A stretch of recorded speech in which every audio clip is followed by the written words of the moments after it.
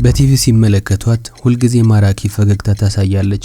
በመታቀርባቸው ፕሮግራሞች ሰዎች ደግ እንዲሆኑ ትሰብካለች። ደጋፊዎቿን በስጦታ ታንበሸብሻቸዋለች። የምታቀርበውን ፕሮግራም የሚከታተል ሰው በሙሉ ይወዳታል። ነገር ግን ከካሜራ ጀርባ ፍጹም ሌላ ሰው ብትሆንስ? የሙዚቀኛዋ ማሪያ ኬሪ ሚስጥር ለማውጣት በተንኮል የተሞላ ተግባር ፈጽማለች። ታይለር ስዊፍትን በእንግድነት ጠርታት ላይቭ ላይ በማዋረድ አስለቅሳታለች። በምታስተዳድረው የራሷ ካምፓኒ ውስጥ ሰራተኞች ላይ የጾታ ጥቃት ተፈጽሟል። ከዚህም በተጨማሪ ግሬሰን የተባለን ህፃን ልጅ በተመሳሳይ መልኩ ላይቭ ላይ እስከማዋረድ ደርሳለች። ኤለን ዲጄኔረስ እውነተኛ ማንነቷ ሲገለጥ ብዙዎችን አስደንግጧል። ታዲያ ከካሜራ ጀርባ ምን እየተካሄደ ነበር? ኤለንስ በእርግጥ ማናት?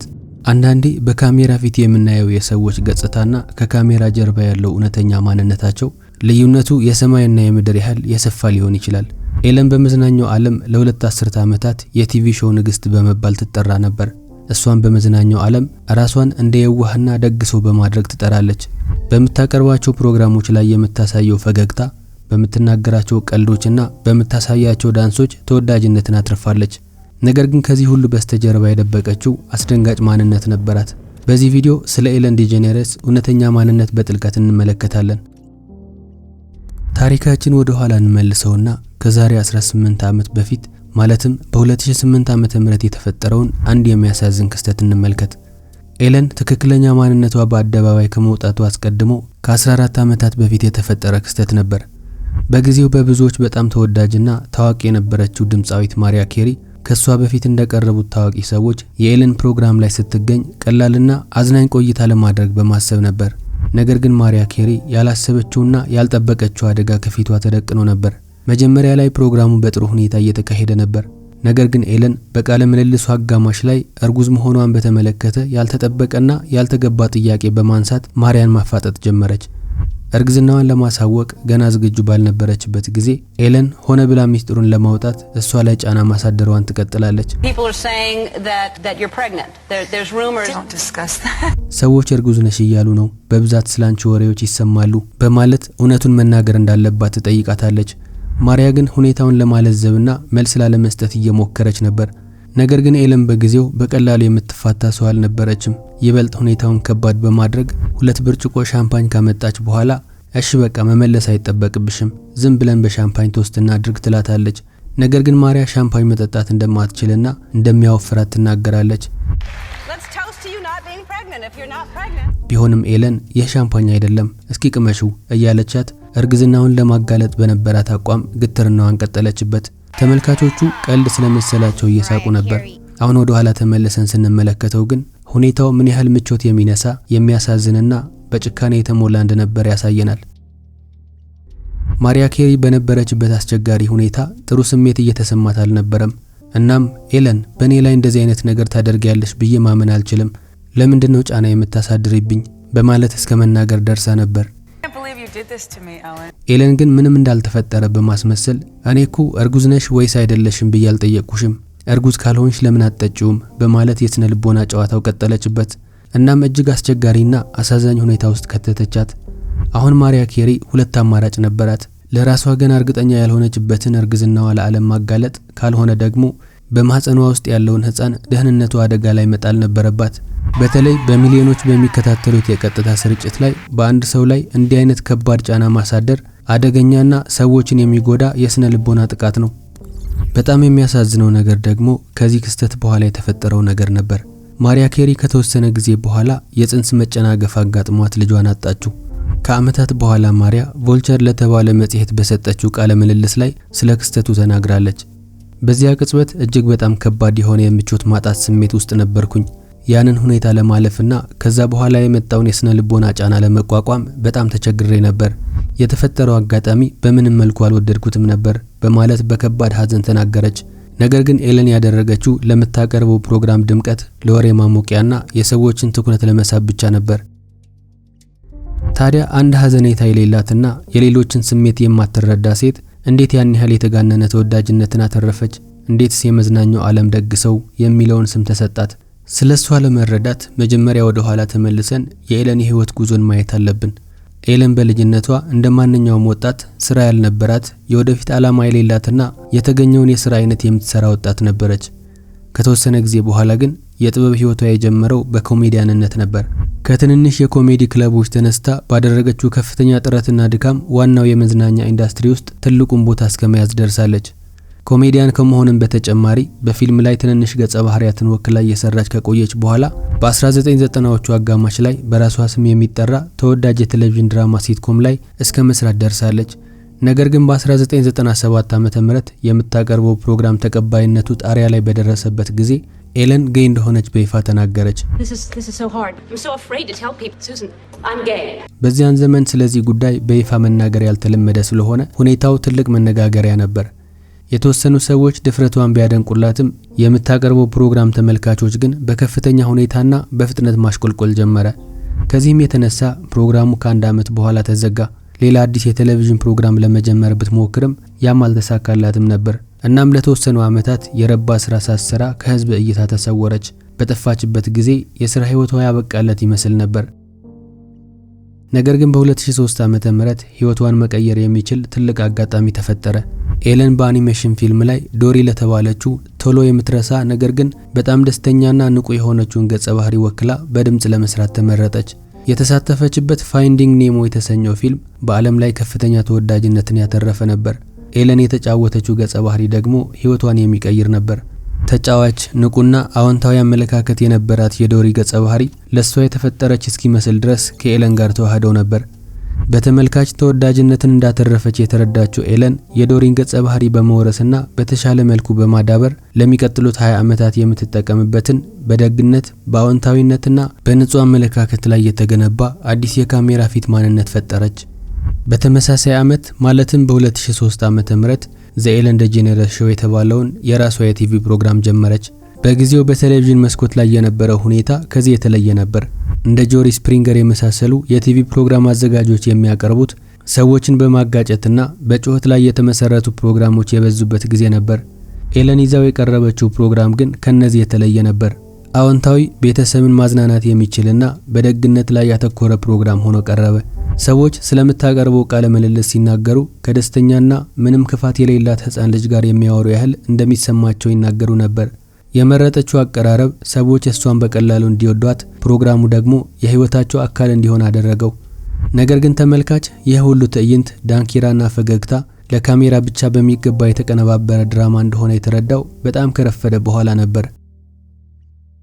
እውነታው በይፋ በአደባባይ ከመውጣቱ በፊት ግን ይህንን የውሸት ማንነት የሚያጋልጡ በርካታ ትንንሽ ምልክቶች ነበሩ። እውነቱን ለመናገር ማሪያ ኬሪ በኤለን ፕሮግራም ላይ መጥፎ ገጠመኝ ያጋጠማት ብቸኛ ታዋቂ ሰው አልነበረችም። ባለፉት ዓመታት ኤለን በእንግዶቿ ላይ ያሳየቻቸው በጣም አሳፋሪ፣ መርዛማና ምቾት የሚነሱ በርካታ አጋጣሚዎች ነበሩ። ኤለን የምትናገራቸው አብዛኛዎቹ ቀልዶች እንግዶቿን በማሸማቀቅ በእነሱ ላይ በማሾፍና ደካማ ጎናቸውን በማጋለጥ ላይ የተመሰረቱ ነበር። ምንም እንኳን ብዙ ጊዜ እንደ ቀላልና በደግነት የተሞላ ቀልድ ተደርጎ ቢወሰድም አንዳንዴ ግን በውስጡ ያለውን ትክክለኛውን የንቀትና የትዕቢት ስሜት ፍንትው አድርጎ የሚያሳይ ነበር። ለምሳሌ ኤለን አስተርጓሚ በማድረግ ስለቀጠረቻቸው ሰራተኞቿን እንመልከት። በአንድ ወቅት የሌላ ሀገር ቋንቋ ተናጋሪ የሆነ አንድ ህፃን ልጅ ፕሮግራሙ ላይ ታቀርባለች። ኤለን አስተርጓሚዋን ክብር በመንሳትና በማቋረጥ ህፃኑም ንግግሩን ሳይጨርስ በተመልካች ፊት አዋረደቻት። በልጅና በአዋቂ መሃል ለዛውን በቀጥታ ስርጭት ላይ መተርጎም ምን ያህል ከባድ እንደሆነ ታውቃለች።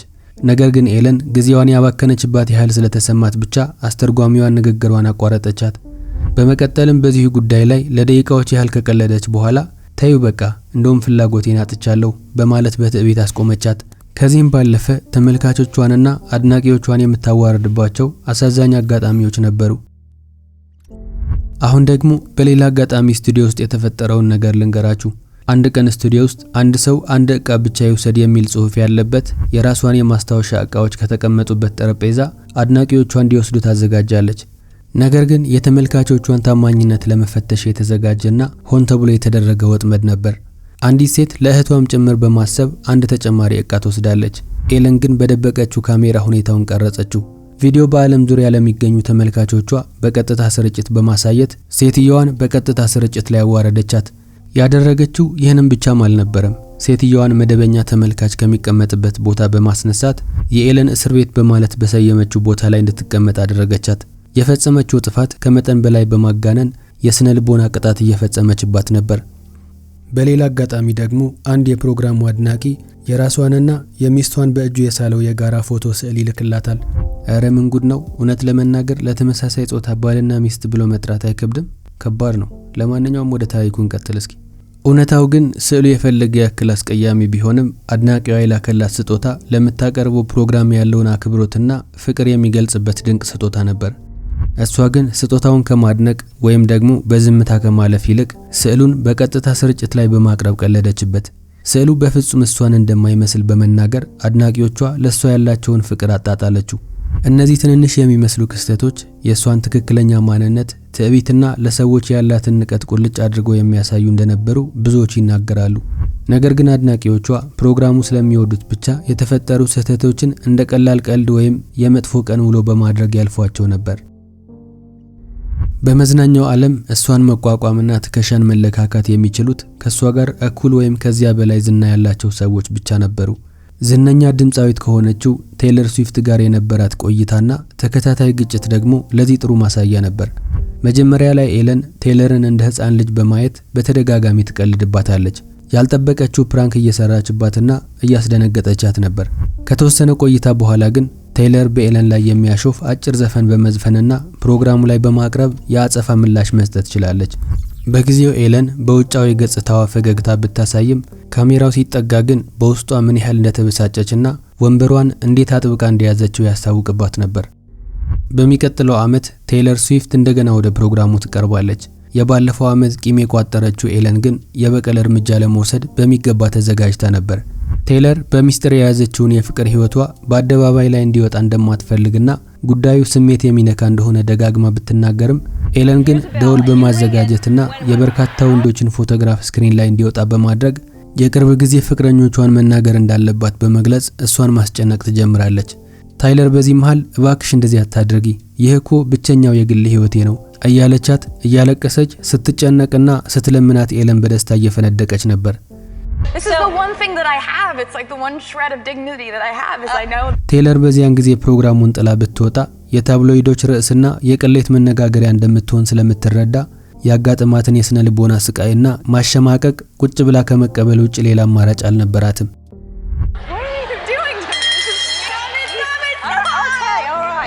በሌላ ፕሮግራም ላይ ደግሞ ብዙ ተከታይ ያለው እንግሊዛዊ ኮሜዲያንና ተዋናይ የሆነው ሪኪ ጄቨርስ በራሷ ፕሮግራም ላይ ባቀረበችበት ጊዜ ኤለን ባዘጋጀችው የጥያቄና መልስ ጨዋታ ላይ በሚገርም ፍጥነት አሸንፎና በሷ ላይ ቀልዶ ሲያዋረዳት ኤለን ምንም ማድረግ ባለመቻሏ ከፍተኛ ብስጭት ውስጥ ገብታ ነበር። ተመልካቾች በሱ ቀልዶች እየሳቁ ስለነበረ እሷም የውሸት ፈገግታዋን ከማሳየት ውጪ ምንም ማድረግ አልቻለችም ነበር። ወደ 2010 ዓ.ም ማብቂያ አካባቢ ስንመጣ ግን ነገሮች ከኤለን ቁጥጥር ውጪ እየሆኑ ነበር። ሁኔታዎች በፍጥነት እየተበላሹ መጡ። ለብዙ ዓመታት የተጫወተችው ደግ ሰው የመሆን ገጸ ባህሪ ጉልበቷን አሟጦት ነበር። ዝነኛና ታዋቂ የነበረው ዳንሷን አቆመች። ሌላም ሰዎች በእሷ ቦታ ፕሮግራሙን እንዲያዘጋጁ ማድረግ ጀመረች። በተጨማሪም ፕሮግራሙ ላይ የምታሳልፈው ጉልበትና የፈጠራ ስራ በከፍተኛ ሁኔታ ቀነሰ። በ2019 ዓ.ም ዳኮታ ጆንሰን በተባለችው ታዋቂ ተዋናይት ላይ የተፈጠረው ክስተት ግን የውድቀቷ ትልቁና ይፋዊ ማሳያ ነበር። በቃለ ምልልሱ ላይ ኤለን ዳኮታን ለማሸማቀቅ በማሰብ How was the party? I wasn't invited. ለ30ኛ ዓመት ልደትሽ ለምን አልጠራሽኝም? ፓርቲው እንዴት ነበር? በማለት ትጠይቃታለች። ዳኮታ ግን ፍጹም ባልተጠበቀና ድፍረት በተሞላበት መንገድ አይ ኤለን፣ እውነታው እንደዛ አይደለም። እኔ ጠርቼሻለሁ፣ አንቺ ነሽ ያልመጣሽው። ባለፈው ዓመትም ጠርቼሽ አልመጣሽም። እናም እንደምትወጂኝ እንኳን አላቅም ነበርኩ በማለት የኤለን ውሸት በሚሊዮኖች የሚቆጠሩ ሰዎች በቀጥታ ስርጭት በሚከታተሉት ፕሮግራም ላይ እንዲጋለጥ አደረገችው።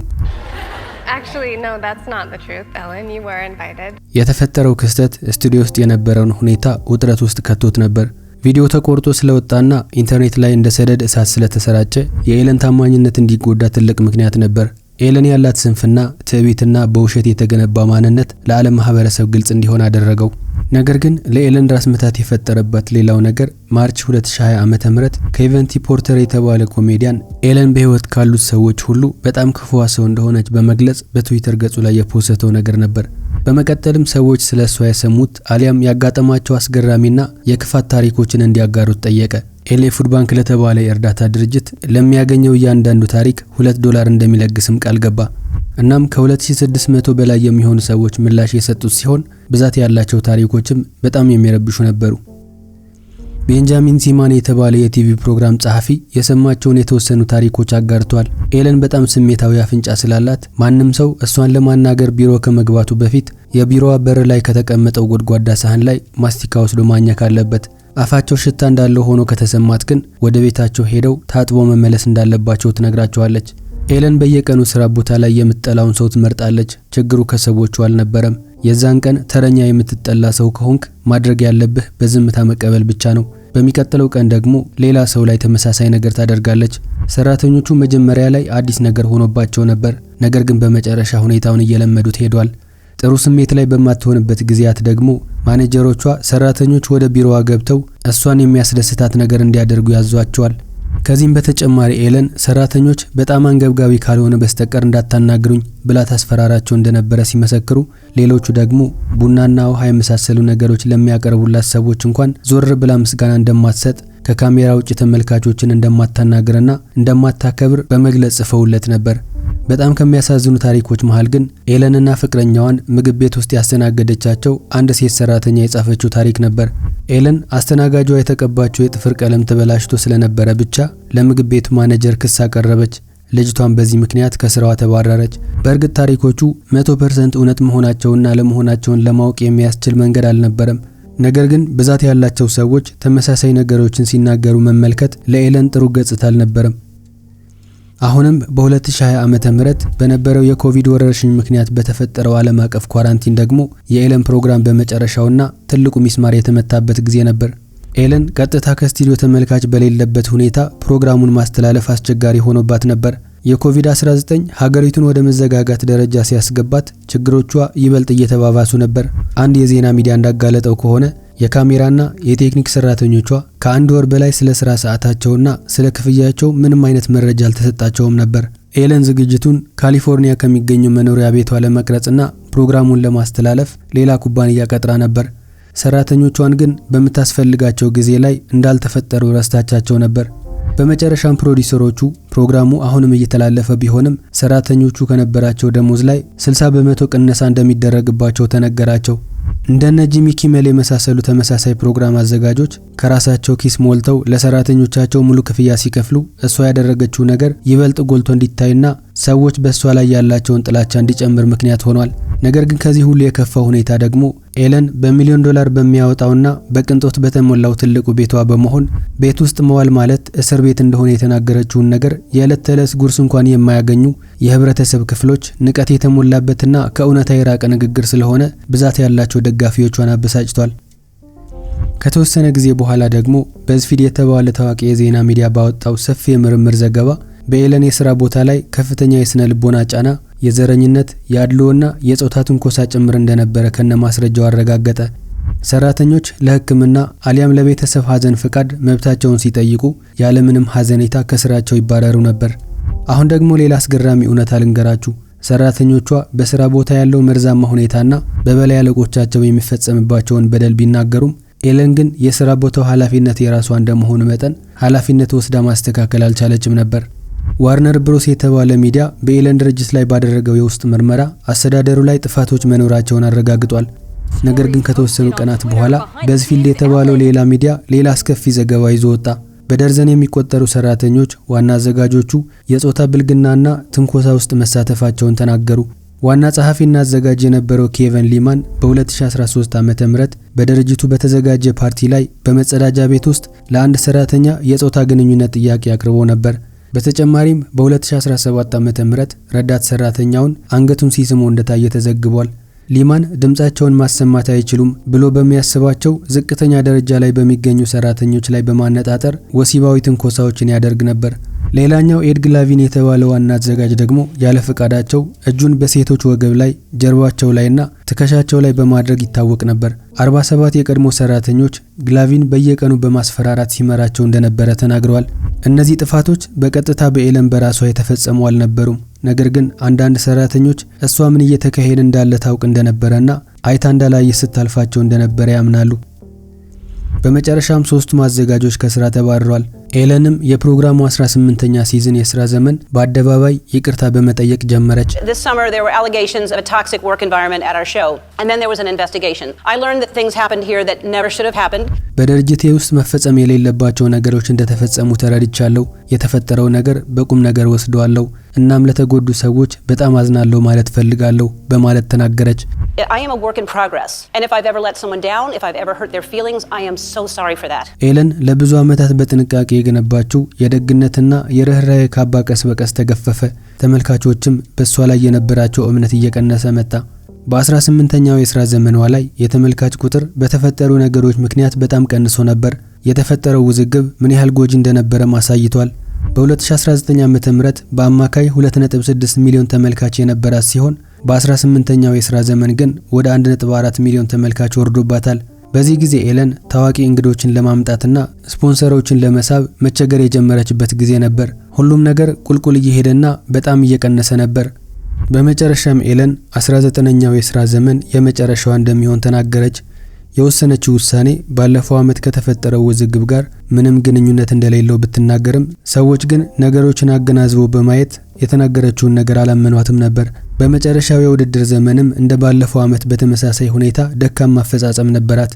በስራዋ ላይ የመጨረሻ ዓመት እንደሆነ ካሳወቀች ከተወሰኑ ወራት በኋላ ፕሮግራሙ በይፋ ተዘጋ። የኤለን ፕሮግራም ቢዘጋም ስለ ኤለን የሚወጡ አሉታዊ ታሪኮች ግን ማቆም ያልነበራቸውም። መስከረም 2022 ዓመተ ምህረት ደግሞ ሌላ ያልተሰማ ታሪክ ወጣ። በ2010 ዓመተ ምህረት ኤለን አንድ ተስፈኛ ኮከብ ወጣት ለማብቃትና ለማሳደግ ተቀብላው ነበር። ወጣቱ ግሬሰን ቻንስ ይባላል።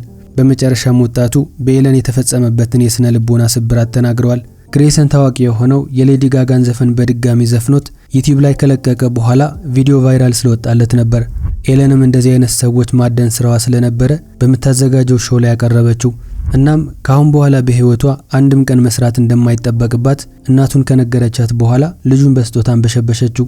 ነገር ግን ግሬሰንን በቋሚነት ካስፈረመችው በኋላ ነገሮች ሌላ መልክ መያዝ ጀመሩ።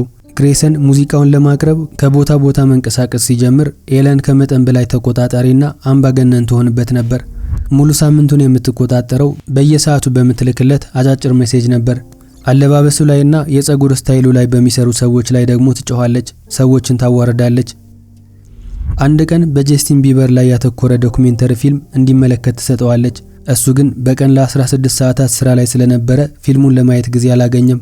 ኤለንም እንዳልተመለከተው ስትረዳ እናቱን አንቺ ምን አይነት እናት ነሽ? ቪዲዮውን ለእናንተ ለማምጣት ምን ያህል ዋጋ እንደከፈልኩበት ግን ታውቂያለሽ? አሁን እየተሰማኝ ያለው ስሜት ንዴት ብቻ አይደለም በማለት አናገረቻት።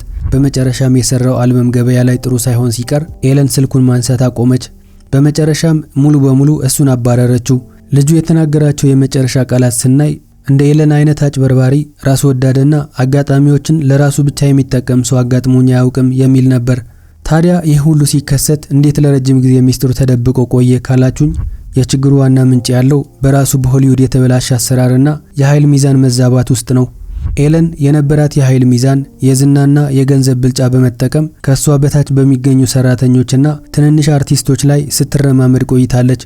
ማንም የሚያውቃቸው ሰራተኞች፣ እንግዶችና አድናቂዎቿ ስራቸውን ላለማጣት እና ዝናቸውን ላለማበላሸት ሲባል ብቻ የሚደርስባቸውን በደል በመቻል ዝምታን መርጠው ነበር።